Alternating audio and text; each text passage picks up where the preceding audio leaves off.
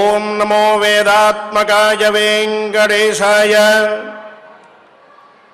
కౌశికేన సుశిక్షితాస్త్రకలాపమాయతలోచనం చారుహాసమనాథ బంధుమశేషలోక నివాసినం వాసవాదిసురారిరావణ శాసనం చ పరాంగతిం నీలమేఘనిభాకృతిం ప్రణమామి రాఘవకుంజరం.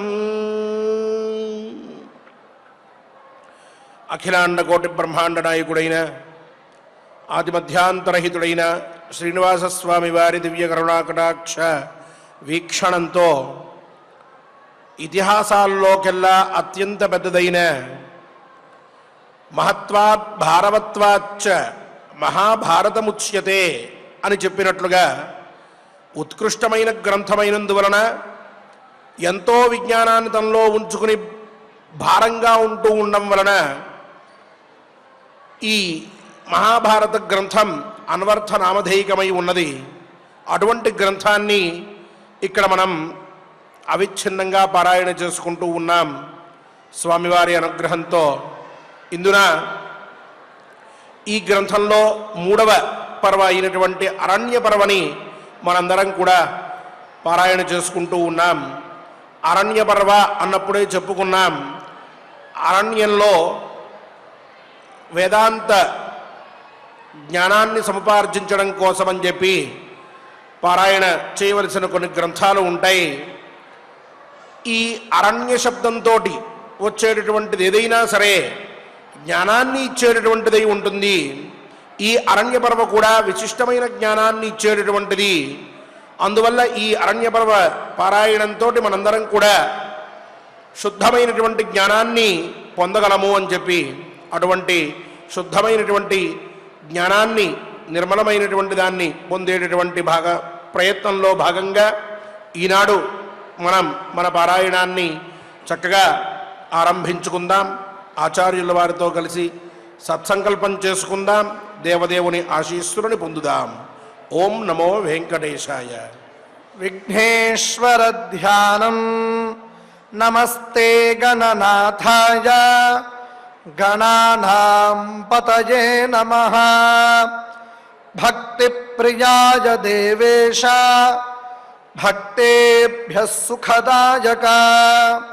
శ్రీనివాస ధ్యానం అనంతవేద సంవేద్యం నిర్దోషం గుణసాగరం అతీంద్రియం నిత్యముక్తం శ్రీనివాసం భజే నిశం. శ్రీకృష్ణ ధ్యానం వందే నవఘనశ్యామం పీతకౌశేయవాససం సానందం సుందరం శుద్ధం శ్రీకృష్ణం ప్రకృతేః పరం. వ్యాసధ్యానం వేదవ్యాసం స్వాత్మరూపం సత్యసంధం పరాయణం శాంతం జితేంద్రియక్రోధం సశిష్యం ప్రణమామ్యహం. అథ సంకల్పః శ్రీమదాదివరాహ క్షేత్రే విరాజమానస్య జగద్రక్షణార్థమవతీర్ణస్య శ్రీమదఖిలాండకోటి బ్రహ్మాండ నాయకస్య శ్రీవేంకటేశ్వర స్వామినః పరిపూర్ణానుగ్రహేణ సర్వేషాం భక్తజనానాం ఆధివ్యాధినివృత్తి ద్వారా ఆయురారోగ్యైశ్వర్యాభివృద్ధ్యర్థం సర్వారిష్టనివృత్తి ద్వారా సకల శ్రేయోభివృద్ధ్యర్థం ధర్మార్థకామమోక్షాఖ్య చతుర్విధ పురుషార్థ సిద్ధ్యర్థం సమస్త పాపక్షయార్థం శ్రీ పరమేశ్వర ప్రీత్యర్థం శ్రీమన్మహాభారతే వనపర్వణి యథాశక్తి చతుశ్చత్వారింశోऽధ్యాయాन्तर्गता श्लोकपारायणम् आचार्यमुखेन करिष्यामहे। श्रीकृष्णपरब्रह्मणे नमः। नारायणं नमस्कृत्य नरं चैव नरोत्तमं देवीं सरस्वतीं व्यासं ततो जयमुदीरयेत्। अथ चतुश्चत्वारिंशोऽध्यायः। वैशम्पायन उवाच ततो देवाः स गन्धर्वाः समादायार्घ्यमुत्तमम् शक्रस्य मतमाज्ञाय पार्थमानर्चुरञ्जसा पाद्यमाचमनीयञ्च प्रतिग्राह्य नृपात्मजम् प्रवेशयामासुरथो पुरन्दरनिवेशनम्।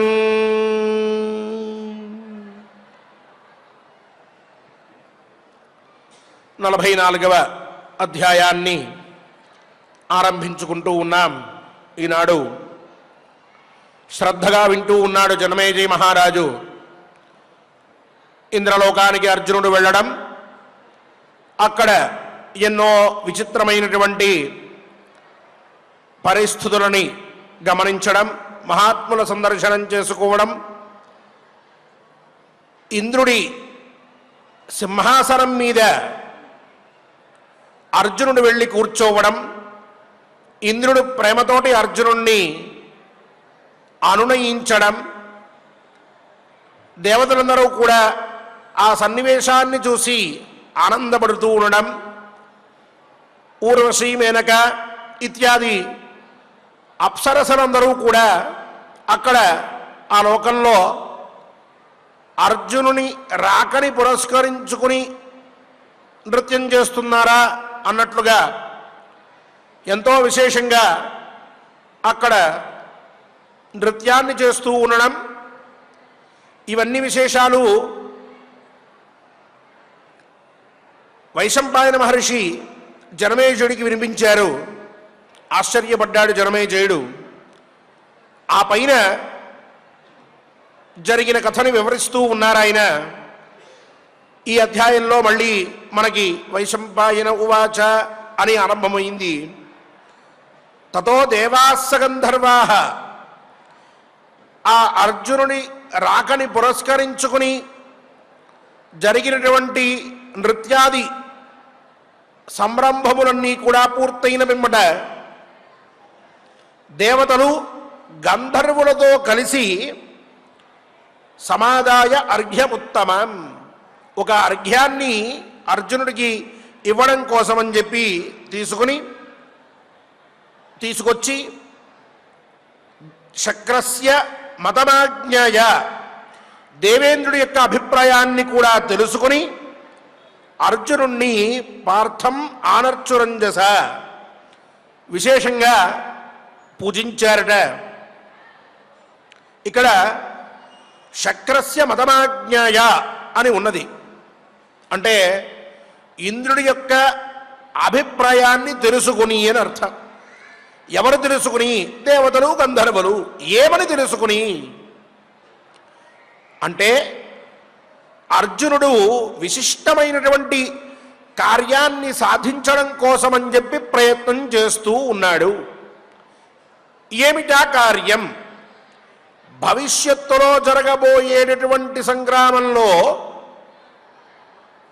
రాక్షసాంశతోటి జన్మించిన లేక ఇంకేదైనా అంశతో జన్మించినటువంటి కొంతమంది దుష్టబుద్ధులైనటువంటి వారందరూ కూడబల్కుని కలిసి యుద్ధానికి వచ్చినట్లయితే అటువంటి వారందరినీ సంహరించి శ్రీకృష్ణ పరమాత్మ యొక్క సహాయంతో భూభారాన్ని తగ్గించాలి. ఇది అర్జునుడి యొక్క ఆలోచన.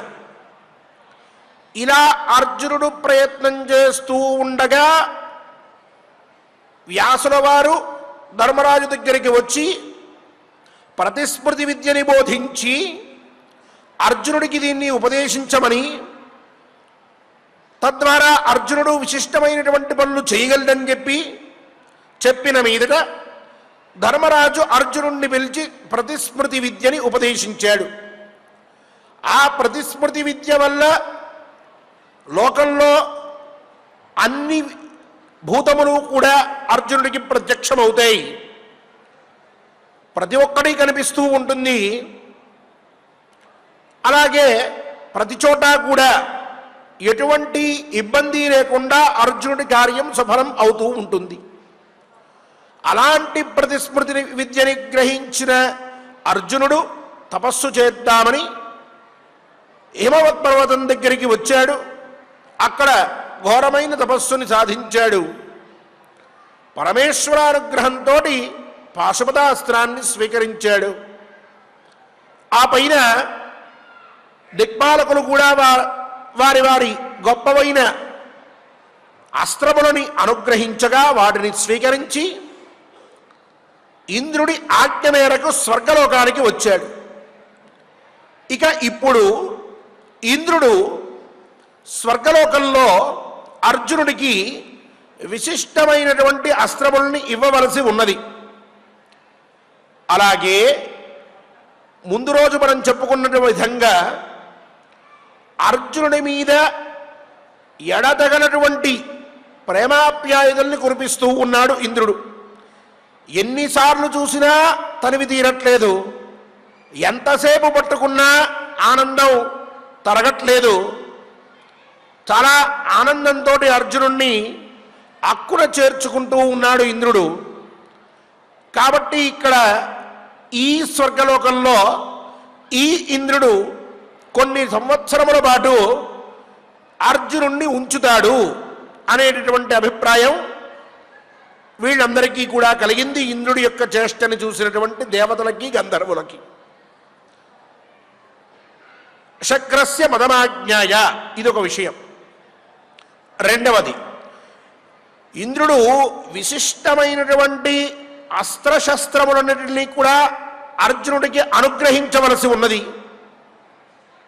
అలాగే ఇంద్రుడు అర్జునుడికి ఏది ఉపయోగపడుతుందో అటువంటి అస్త్రాన్ని ఇస్తూ ఉండాలి, శస్త్రాన్ని ఇస్తూ ఉండాలి. అలాగే అర్జునుడికి అత్యవసరమైనటువంటి కాలంలో ఉపయోగపడేటటువంటి ఒక రూపాన్ని కూడా ఇవ్వవలసి ఉన్నది. దాన్ని కూడా ఆలోచించాడు ఆయన. ఎలా ఇప్పించాలి అర్జునుడికి అని అనుకున్నాడు.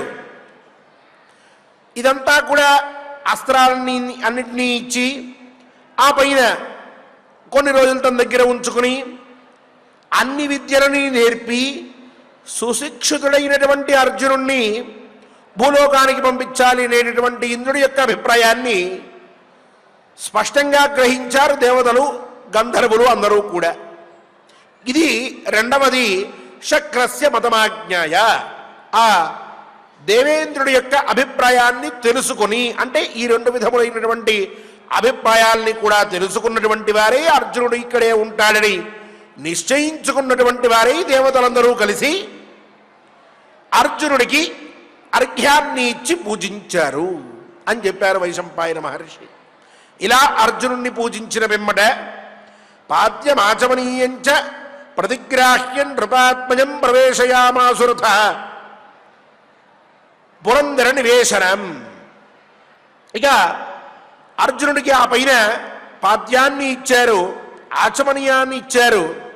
అంటే ఈ రోజుల్లో మనం ఎవరన్నా ఇంటికి వస్తే కాళ్ళు కడుక్కోవడానికి నీళ్లు, చేతులు కడుక్కోవడానికి నీళ్లు, కాస్త తాగడానికి మంచి నీళ్లు ఎలా అయితే ఇస్తూ ఉంటామో అలాగే స్వర్గలోకంలో కూడా చేతులు కడుక్కోవడానికి ఇచ్చేటటువంటి దాన్ని అర్ఘ్యం అంటారు, కాళ్ళు కడుక్కోవడానికి ఇచ్చేటటువంటి దాన్ని పాద్యం అంటారు, త్రాగడానికి ఇచ్చేటటువంటి దాన్ని ఆచమనీయం అంటారు. ఈ మూడు కూడా అర్జునుడికి ఇచ్చారు. ఎంతో శ్రమపడి భూలోకంలోంచి ఇంతవరకు వచ్చాడు దానిని. ఆ మూడింటినీ కూడా అర్జునుడు పరమ సంతోషంతో స్వీకరించారు. ఆ పైన ఇక అర్జునుడికి చేయవలసినటువంటి పూజలన్నీ పూర్తయినాయి, గౌరవాలన్నీ కూడా పూర్తయినాయి. అర్జునుడిని తీసుకుని ఇంద్రభవనంలోకి వెళ్ళారట దేవతలు, అలాగే గంధర్వులు మొదలైన వారు. ఏవం సంపూజితో జిష్ణు ఉవాస భవనే పితు ఉపశిక్షన్ మహాస్త్రాణి ససంహారాణి పాండవ. ఇలా దేవతలతోటి పూజింపబడినటువంటి అర్జునుడు తండ్రి భవనంలోకి ప్రవేశించిన తరువాత ప్రయోగ ఉపసంహార సహితంగా మహాస్త్రాలన్నింటినీ కూడా అభ్యసించాడట, అభ్యసిస్తూ ఉన్నాడట.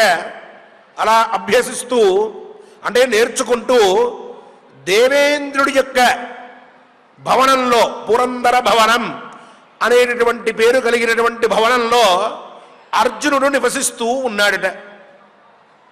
దేవతల దగ్గర ఉన్నటువంటి విశిష్టమైన అస్త్రములని అన్నిటినీ నేర్చుకోవడం అంటే మామూలైనటువంటి విషయమా? చాలా చక్కగా నేర్చుకుంటూ ఉన్నాడు. వాళ్ళు కూడా చాలా గొప్పగా నేర్పుతూ ఉన్నారు. ఇలా కాలం గడుస్తోంది. శక్రస్య హస్తాద్దయితం వజ్రమస్త్రం చతుస్సహం అశనీశ్చ మహానాదాః మేఘబర్హిణ లక్షణాః. ఆ తరువాత కొన్ని రోజులకి ఈ అర్జునుడు ఇంద్రుడి చేతి మీదుగా, ఇంద్రుడికి అత్యంత ఇష్టమైనటువంటి, అలాగే వేరొకరు ఎవరూ కూడా ముట్టుకోవడానికి కూడా సాహసం చేయలేనటువంటి వజ్రాయుధాన్ని తీసుకున్నాడటండి.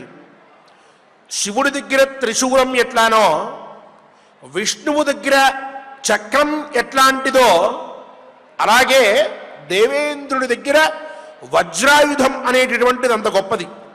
దాంతో భేదించలేనటువంటిదంటూ ఏదీ లేదుట ప్రపంచంలో, ముల్లోకాల్లో.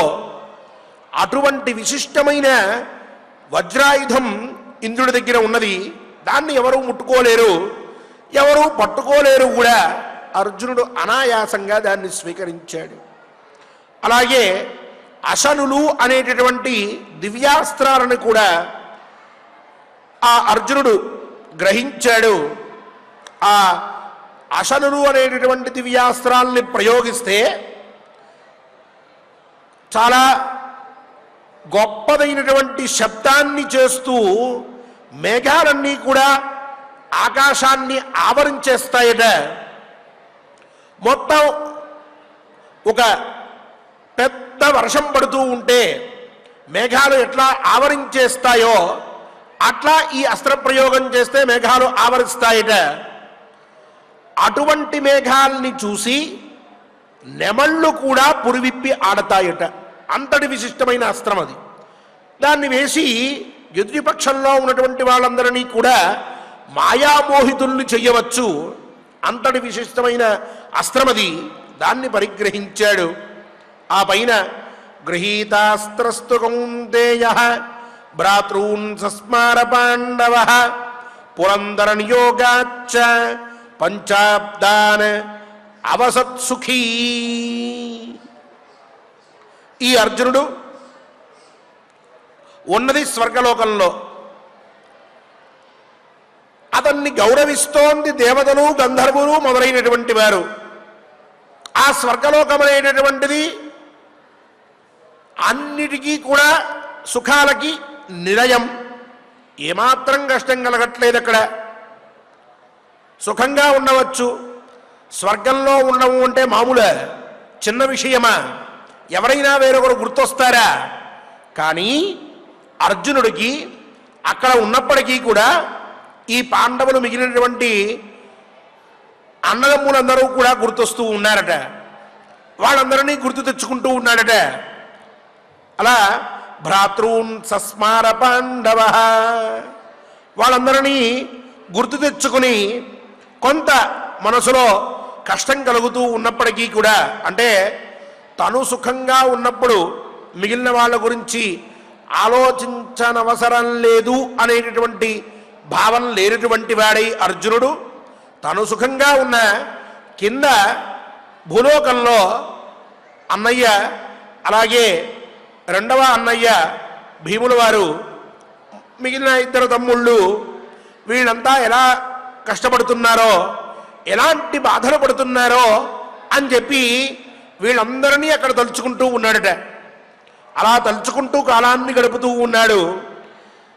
అలాగే ఇంద్రుడు ఎప్పటికప్పుడు ఇచ్చేటటువంటి దివ్యాస్త్రాలన్నింటినీ గ్రహిస్తూ ఉన్నాడు. పురందర నియోగాచ్చ పంచాబ్దాన్ అవసత్ సుఖీ. ఇలా స్వర్గలోకంలో ఆ ఇంద్రుడి దగ్గర విశిష్టమైన అస్త్రములన్నీ నేర్చుకుంటూ అర్జునుడు పంచాబ్దాన్ అవసత్ 5 సంవత్సరముల పాటు అక్కడ నివాసం చేశాడట. అక్కడే ఉన్నాడు స్వర్గలోకంలో.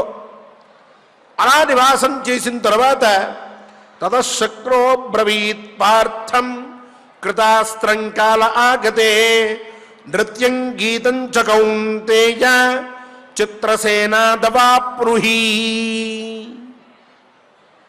ఇంద్రుడు కదండి, ఆయనకి జరగబోయేటటువంటివన్నీ కూడా స్పష్టంగా తెలుస్తాయి. అందుకని ఇక తతః శక్రో బ్రవీత్ పార్థం కృతాస్త్రం కాల ఆగతే. అర్జునుడు అస్త్రాలన్నింటినీ కూడా పొందిన తర్వాత ఇంద్రుడు ఇక ప్రాప్తకాలం సమీపించి ఉండగా, కాలం సమీపించింది, ఇప్పుడు అసలైనటువంటి విషయాలు అర్జునుడికి చెప్పాలి అని చెప్పి అనుకున్నటువంటి మీదట ఈ అర్జునుడి దగ్గరికి వచ్చి ఇంద్రుడు అన్నాడట, నృత్యం గీతం చ కౌంతేయ చిత్రసేనా దవాప్నుహి. నాయన అర్జున, నృత్యాన్ని అలాగే గీతాలు ఎలా పాడాలో ఆ విధానాన్ని వీటన్నిటినీ కూడా చిత్రసేనాత్ అవాప్నుహి, చిత్రసేనుడి దగ్గర నుంచి నువ్వు స్వీకరించు అని చెప్పాడట.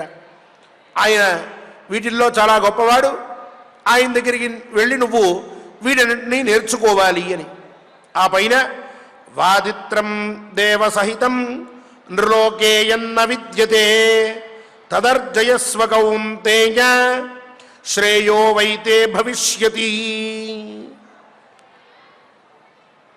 నాయన అర్జున, మానవలోకంలో వాయిద్యం అనేటటువంటి విద్య, వాయిద్య కళ ఇంతవరకు లేదు. నువ్వు దాన్ని సంపాదించు. అలా సంపాదించి నువ్వు చక్కగా దాన్ని అభ్యాసం చేసి భూలోకానికి వెళ్తే నీకు శ్రేయస్సు కలుగుతుంది, మంచి కలుగుతుంది అని చెప్పాడట అర్జునుడికి. అర్జునుడు వింటూ ఉన్నాడు శ్రద్ధగా. ఆ తర్వాత ఇటేమో నృత్యం గీతం రెండూ నేర్చుకోమన్నాడు. ఆ తర్వాత వాదిత్రం అని చెప్పి వాయిద్య కళని దాన్ని కూడా నేర్చుకోమని చెప్పాడు. ఇవన్నీ కూడా అర్జునుడికి భావికాలంలో పనికొచ్చేటటువంటివి.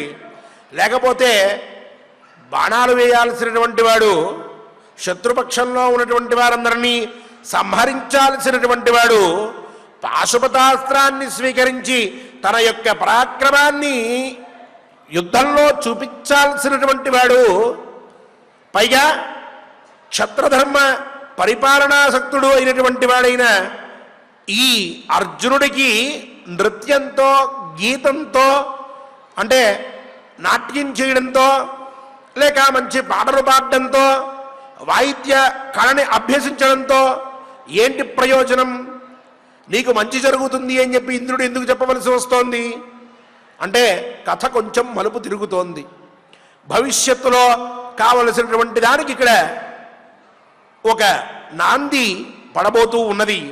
అలా ఆయన చెప్పేటప్పటికీ సఖాయం ప్రదదౌ చాస్య చిత్రసేనం పురంధరః సతేన సహ సంగమ్య రేమే పార్థో నిరామయః.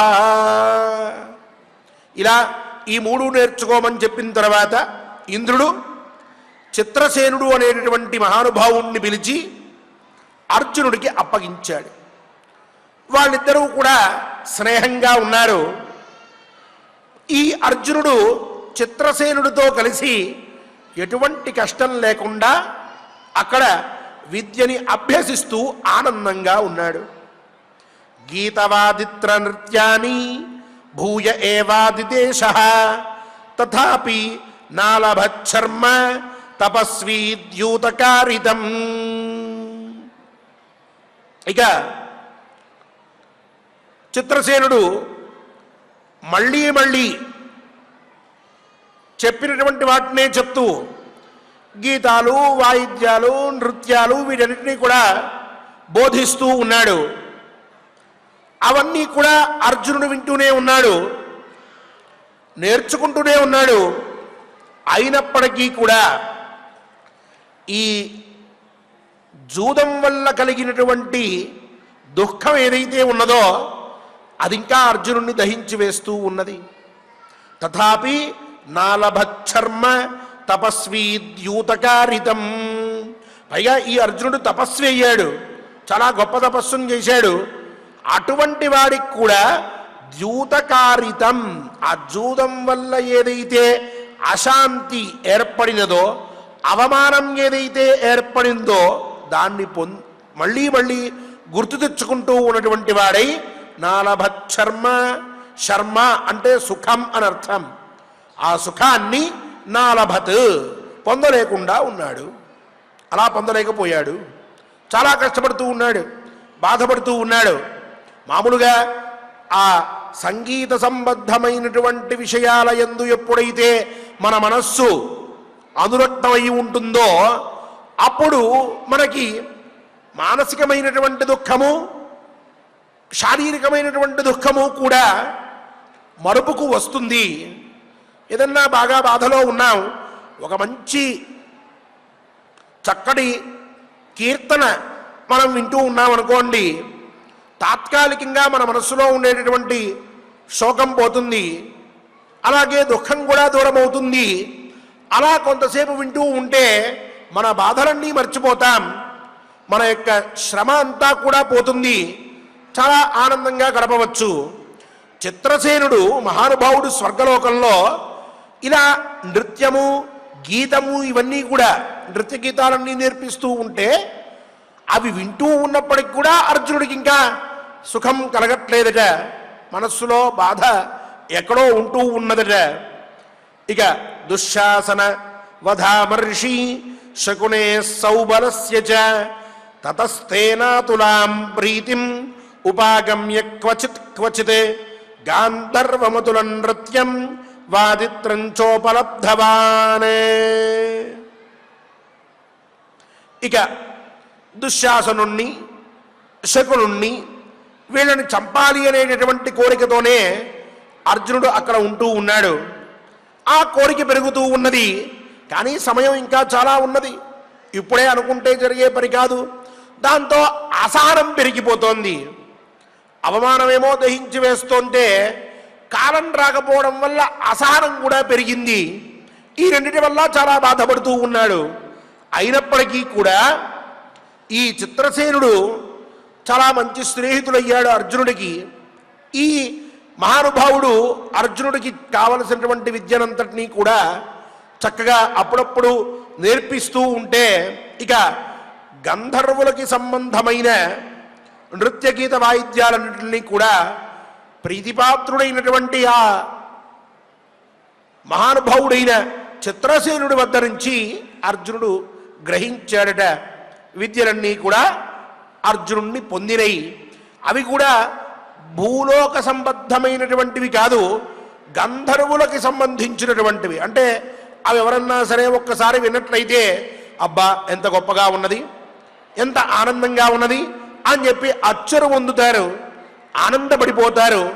అటువంటి విద్యని ఈయన చిత్రసేనుడి వద్ద నుంచి అభ్యసించాడు. సశిక్షితో నృత్యగణానేకాన్ వాదిత్ర గీతార్థగుణాంశ్చ సర్వాన్ నశర్మలేభే పరవీరహంత భ్రాతృన్ స్మరన్ మాతరంచైవ కుంతీం. ఇలా అర్జునుడు సశిక్షిత నృత్యగణాన్ అనేకాన్, ఎన్నో విధాలైనటువంటి నృత్య రీతులని అన్నింటినీ కూడా అర్జునుడు నృత్య గుణములని నేర్చుకున్నప్పటికీ కూడా, అలాగే వాదిత్ర గీతార్థ గుణాంశ్చ సర్వాన్, వాయిద్యాల్లో ఎలా ఏ వాయిద్యాన్ని ఎప్పుడు ఎలా వాయించాలి, అది అవతల వాళ్ళకి ఎలా తృప్తిని కలిగిస్తుంది, అవతల వాళ్ళు చాలా తొందరగా ఆనందపడటానికి ఏ విధంగా వాయిద్యాన్ని వాయించాలి అనేటటువంటి ఇత్యాది అనేక రహస్యములని అవలీలగా చిత్రసేనుడి వద్ద నుంచి అర్జునుడు నేర్చుకున్నాడు. అలాగే గీత విద్యలో కూడా ఎలా పాట పాడాలి, ఎలా పాట నేర్పాలి, ఏ పాట ఎలా పాడితే అవతల వాళ్ళకి నచ్చుతుంది, అలాగే ఆ పాట పాడడంలో ఉండేటటువంటి రీతులేమిటి, ఇవన్నీ కూడా చాలా త్వరగా నేర్చుకున్నాడు. ఎక్కడ అర్జునుడు, ఎక్కడి స్వర్గలోకం, ఎక్కడి విద్య ఎటువంటి విధంగా నేర్చుకుంటున్నాడో చూడండి. అదృష్టం అనేటటువంటిది పడితే కష్టానికి తగినటువంటి ఫలితం భగవంతుడు మనకు అనుగ్రహిస్తే ఇటువంటి యోగం పడుతుంది. అర్జునుడు ఇవన్నీ నేర్చుకున్నాడు. నాకెందుకు ఇవన్నీ, వీడితో నాకేం సంబంధం, ఇవి నేనెందుకు నేర్చుకోవాలి అని అనుకోలే. ఇది మనం గమనించవలసింది. మనం ఎప్పుడైనా సరే మనకి ఒక విద్య తెలిస్తే దాంట్లో పరిపూర్ణం అయిపోయాం అనుకుంటాం. నేను చాలా గొప్పవాణ్ణి అనుకుంటాం. ఇదే సమయంలో ఎవరైనా నలుగురు మనల్ని గౌరవించారనుకోండి, నాకంటే గొప్పవాడు ఎవడున్నాడు ప్రపంచంలో అంటాం, అహంకరించేస్తాం. మనకంటే గొప్పగా చదువుకున్నవాడు ఎవడన్నా వస్తే గర్వంతో ఊగిపోతాం. మనకన్నా చిన్నవాడు ఎవరన్నా కాస్త చదువుకున్నవాడు కనిపిస్తే వాడిని నానా మాటలు అని హింసిస్తూ ఉంటాం.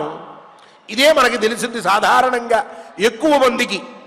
కానీ ఏ విద్య ఏనాడు ఏ విధంగా మనకి ఉపయోగపడుతుందో మనకే తెలియదు.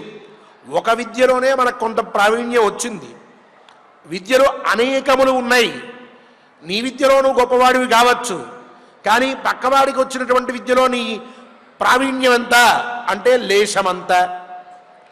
కావున నాకు వచ్చిందే గొప్ప అని ఎప్పుడైనా మనం భావించామనుకోండి, ఆనాటితో అధఃపాతాళానికి మనం దగ్గర అవుతున్నామని లెక్క. ప్రతి ఒక్కదాన్ని మనం నేర్చుకునే ప్రయత్నం చేయాలి. అది ఈనాడు అవసరపడవచ్చు, లేక 10 సంవత్సరముల తర్వాత మనకి అవసరపడవచ్చు, 25 ఏళ్ల తర్వాత అవసరపడవచ్చు, లేదు మన పిల్లలకి మనం నేర్పించుకోవడానికైనా అలవాటు పడవచ్చు, అవసరపడవచ్చు. కావున అటువంటిది ఒకటి మనకి వచ్చిన ఒక విద్య, రెండవ విద్యని సాధించడానికి ప్రయత్నం చేయాలి, మూడవ విద్యని సాధించడానికి ప్రయత్నం చేయాలి. అలా ఎన్ని విద్యల్ని మనం సాధించుకుంటే అన్ని విద్యలు మనకి కష్టకాలంలోనో విదేశంలోనో లేక అవసరమైన సమయంలోనో చక్కగా ఉపయోగపడుతుంది. ఆ ఉపయోగపడేటువంటి విద్యని మనం ఉపయోగించుకుని ఉన్నతమైనటువంటి స్థానానికి చేరవచ్చు. ఇక్కడ అర్జునుడు కూడా అతని వ్యక్తిత్వం చూడండి. ఆనాటికి అతనికి ఏం తక్కువ లేదు. మహావీరుడు, లోకమంతా ప్రసిద్ధి చెందినటువంటి వాడు. అర్జునుడంటే మహాత్ముడని కీర్తిస్తారు. పైగా విలువిద్యలో అర్జునుడికి ఎదురొచ్చేటటువంటి వాడు సృష్టిలో ఎవడూ లేడు అనేటటువంటి విషయం అందరికీ తెలిసిందే. ఇలా ఇన్ని గుణగణములతోటి విరాజిల్లుతూ ఉన్నటువంటి అర్జునుడు కూడా దేవేంద్రుడు వచ్చి నువ్వు పాడడం నేర్చుకో, ఆడడం నేర్చుకో, వాయించడం నేర్చుకో అంటే, ఏమయ్యా నీ లోకానికి వస్తే ఏమన్నా కాస్త అమృతం ఇస్తామని అనుకుంటే ఎగరమంటావేమిటి, గొంతు చించుకోమంటావేమిటి, ఏదో వాయించమంటావేమిటి, ఇదేం వాయింపు నాకు అని అనక పరమ వినయంతో గౌరవంతో విద్యని నేర్చుకోమంటున్నాడు, నేర్చుకోవాలి నేను అనేటటువంటి లక్ష్యంతో ఇంకొక విద్యను నేర్చుకోవడం మొదలుపెట్టాడు. నేర్చుకోవడం మొదలుపెట్టడమే కాక నేర్పేటటువంటి ఆ చిత్రసేనుడితోటి చక్కగా మంచి సంబంధాన్ని ఏర్పరచుకుని అతనితో కలిసి స్నేహం చేసి అతని దగ్గర నుంచి విద్యని మొత్తాన్ని కూడా చాలా గొప్పగా పొందాడు. ఇలా పొందినటువంటి ఆ అర్జునుడు నశర్మలేభే పరవీరహంత భ్రాతృన్ స్మరన్ మాతరంచైవ కుంతీం. అయినా సుఖాన్ని పొందాడా అంటే పొందలేదు అని చెప్తున్నారు. 5 సంవత్సరములు స్వర్గంలో ఉన్నప్పటికీ, అన్ని విద్యలు నేర్చినప్పటికీ ఇంకా సంతోషాన్ని పొందలేదు, సుఖాన్ని పొందలేదు. ఎందుకు అంటే భ్రాతృన్ స్మరన్ మాతరంచైవ కుంతీం. దానికి చెప్తారు భ్రాతృన్ సస్మార స్వర్గేపి దుఃఖిత మాతృస్మరణేన దుఃఖవానేవ అభూత్ ఇత్యర్థ అని. అంటే ఇక్కడ కింద భూలోకంలో అరణ్యంలో అష్టకష్టాలు పడుతూ ఉన్నారు మిగిలినటువంటి నలుగురు కూడా. అక్కడేమో కుంతీదేవి ఆవిడ చాలా బాధపడింది.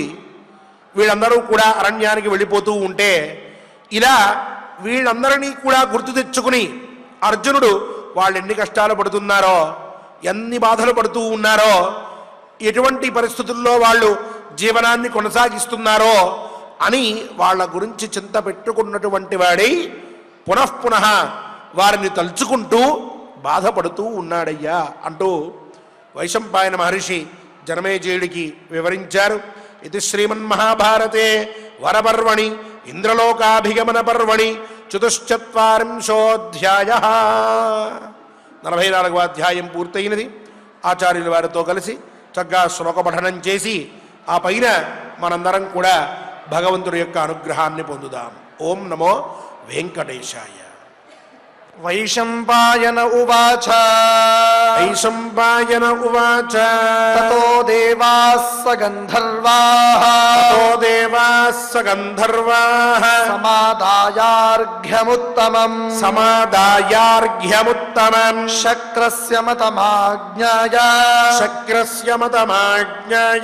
పార్థమానర్చురంజసా పాద్యమాచమనీయంచ ప్రతిగ్రాహ్య నృపాత్మజం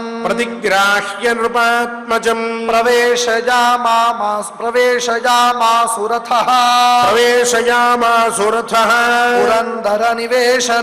పురందర నివేశనం ఏవం సంపూజితో జిష్ణుః ఉవాస భజనే పితుః ఉపశిక్షన్ మహాస్త్రాణి ససంహారాణి పాండవః శక్రస్య హస్తాద్దయితం వజ్రమస్త్రం చ దుస్సహం అశనీశ్చ మహానాదాః మేఘబర్హిణ లక్షణాః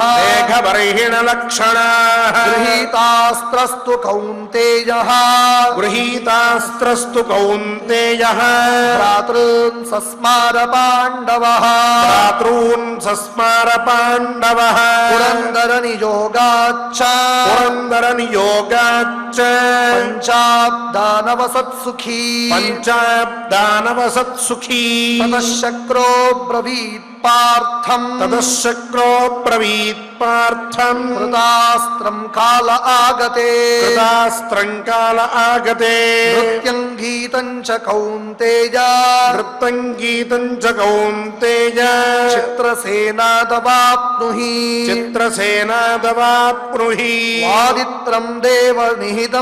వాదిత్రం దేవ విహితం నృలోకే యన్న విద్యతే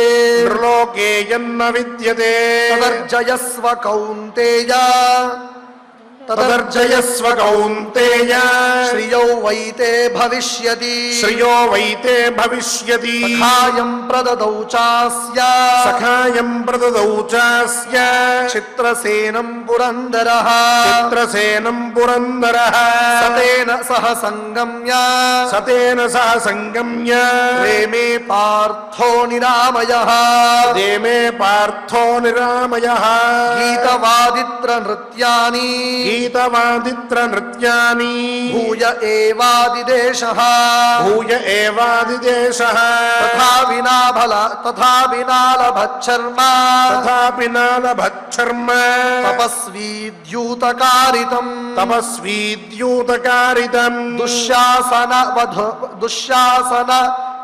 वधानुर्हि दुःशासनवधामर्षि शकुने सौबलस्य च शकुने सौबलस्य च ततस्तेनातुलाम् प्रीतिम् उपागम्य क्वचित् उपागम्य क्वचित् गान्धर्वमतुलम् नृत्यम्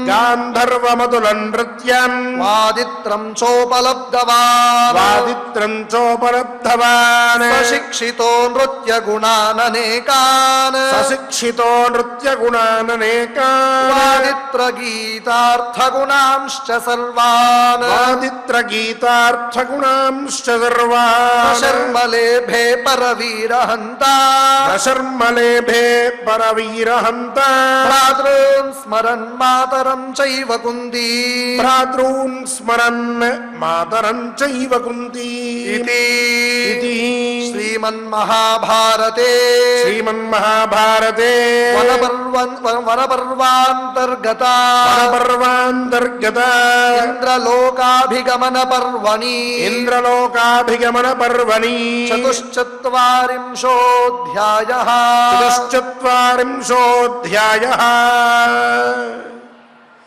ఓం నమో వెంకటేశాయ.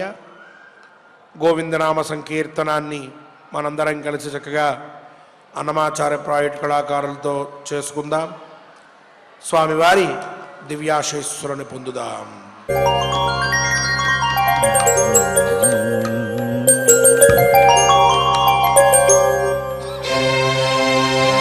వెంకటరమణ గోవింద సంకటహరణ గోవింద గోవింద హరి గోవింద వెంకటరమణ గోవింద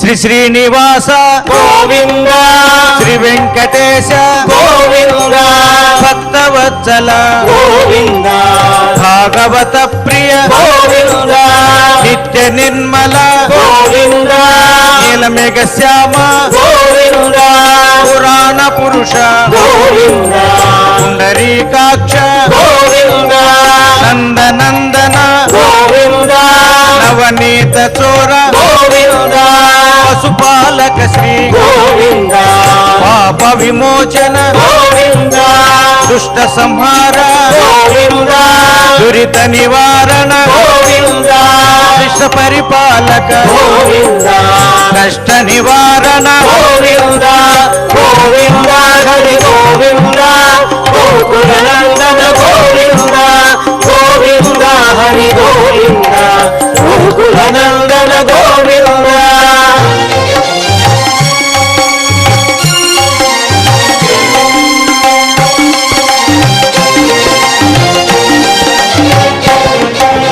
వజ్రమకుటధర గోవింద వరాహమూర్తి గోవింద గోపీ జనలోల గోవింద గోవర్ధనోధార గోవింద దశరథ నందన గోవింద దశముఖమర్దన గోవింద పక్షివాహన గోవింద పాండవ ప్రియ గోవింద మత్స్యకూర్మ గోవింద మధుసూదన హరి గోవింద వరాహ నరసింహ గోవింద వామన భృగురామ గోవింద బలరామానుజ గోవింద బౌద్ధ కల్కిధర గోవింద వేణుగాన ప్రియ గోవింద వెంకటరమణ గోవింద గోవింద హరి గోవింద గోకులనందన గోవింద గోవింద హరి గోవింద గోకులనందన గోవింద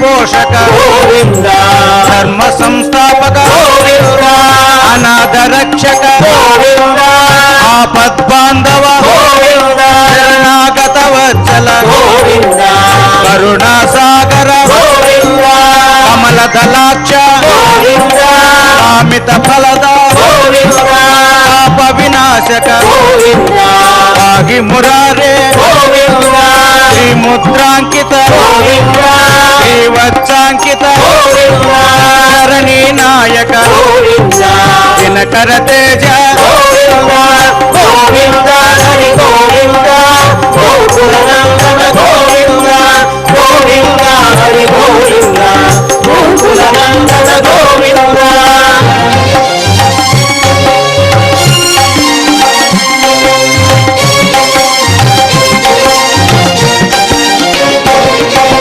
పద్మావతి ప్రియ గోవింద ప్రసన్నమూర్తి గోవింద అభయహస్త గోవింద అక్షయ వరద గోవింద శంఖ చక్రధర గోవింద జాత గదాధర గోవింద విరజాతిరస్త గోవింద విరోధి మర్దన గోవింద కాల గ్రామధర గోవింద సహస్రనామ గోవింద లక్ష్మీ వల్లభ గోవింద లక్ష్మణాద్రిజ గోవింద కస్తూరి తిలక గోవింద కాంచనాంబరధర గోవింద గరుడ వాహన గోవింద గజరాజ రక్షక గోవింద గోవింద హరి గోవింద గోకులనందన గోవింద గోవింద హరి గోవింద గోకులనందన గోవింద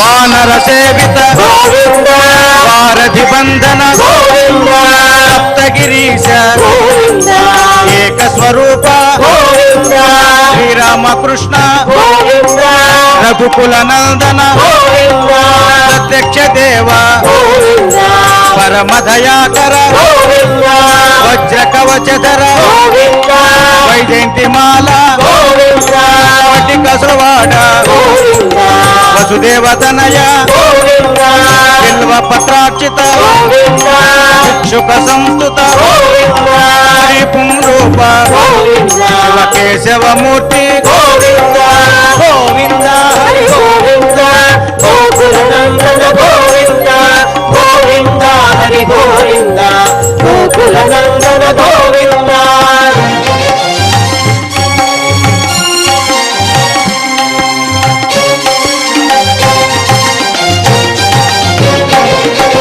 బ్రహ్మాండ రూప గోవింద భక్త రక్షక గోవింద నిత్య కళ్యాణ గోవింద నీరజనాభ గోవింద అతి రామ ప్రియ గోవింద హరి సర్వోత్తమ గోవింద జనార్దన మూర్తి గోవింద జగత్సాక్షి రూప గోవింద అభిషేక ప్రియ గోవింద పాప నివారణ గోవింద రత్న కిరీట గోవింద రామానుజనుత గోవింద స్వయం ప్రకాశ గోవింద ఆశ్రిత పక్ష గోవింద నిత్య శుభప్రద గోవింద నిఖిల లోకేశ గోవింద గోవింద హరి గోవింద గోకులనందన గోవింద గోవింద హరి గోవింద గోకులనందన గోవింద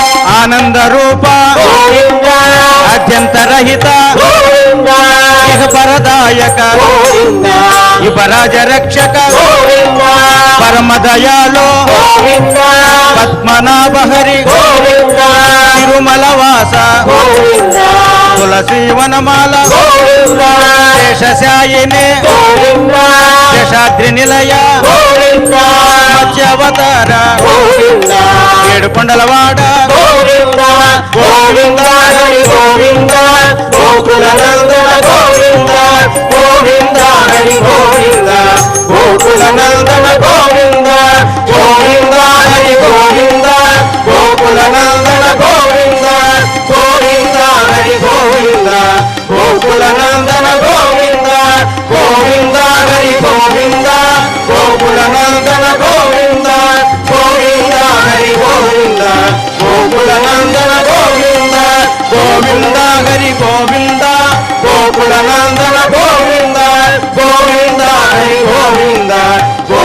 నందన గోవింద గోకుల నందన గోవింద గోకుల నందన గోవింద గోకుల నందన గోవింద ఏడుకొండలవాడ వెంకటరమణ గోవింద గోవింద ఆపద ముక్కలవాడ వెంకటరమణ గోవింద గోవింద శ్రీ శ్రీనివాస శ్రీ వెంకటేశ గోవింద గోవింద గోవింద గోవింద గోవింద గోవింద గోకుల నందన గోవింద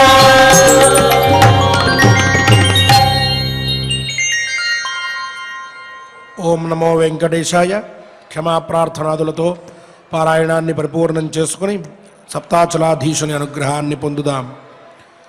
మా ప్రార్థనా యదక్షరాభ్రష్టం మాత్రాహీనం చ యద్భవేత్ తత్సర్వం క్షమ్యతాం దేవ నారాయణ నమోస్తుతే. అథ లోకక్షేమ ప్రార్థనా. స్వస్తి ప్రజాభ్యః పరిపాలయంతాం న్యాయేన మార్గేణ మహీం మహిషాః. గోబ్రాహ్మణేభ్యः శుభమస్తు నిత్యం. లోకాः సమస్తాः సుఖినో భవంతు. అథ భగవత్ సమర్పణం. కాయేన వాచా మనసేంద్రియైర్వా బుద్ధ్యాత్మనా వా ప్రకృతే స్వభావాత్ కరోమి యద్యత్ సకలం పరస్మై నారాయణాయేతి సమర్పయామి. అథ మంగళం శ్రియః కాంతాయ కళ్యాణ నిధయేర్థినాం శ్రీవేంకట నివాసాయ శ్రీనివాసాయ మంగళం.